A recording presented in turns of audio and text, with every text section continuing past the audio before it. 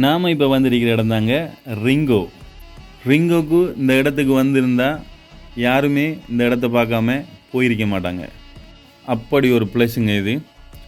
மிக அருமையான சூப்பரான ஒரு பிளேஸ்ன்னு தான் நான் சொல்லுவேன். அப்படியே இங்கால பக்கம் திரும்பினா நாங்கள் இதை சவுக்கு மரம்னு தான் நாங்கள் சொல்லுவோம்.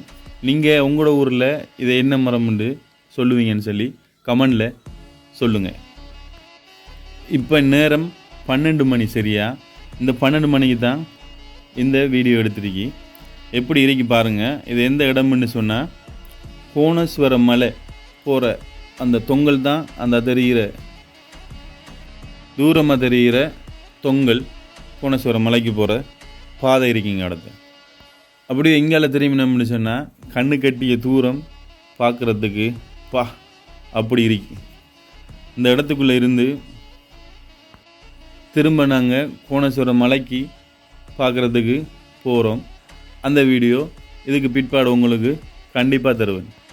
நீங்கள் இயற்கையை ரசிக்கிற ஒரு ரசிகனாக இருந்தால் உடனே நீங்கள் 5F The Viewங்கிற யூடியூப் சேனலை சப்ஸ்கிரைப் பண்ணி அங்கே வீடியோக்கள் நிறையவே இருக்குது.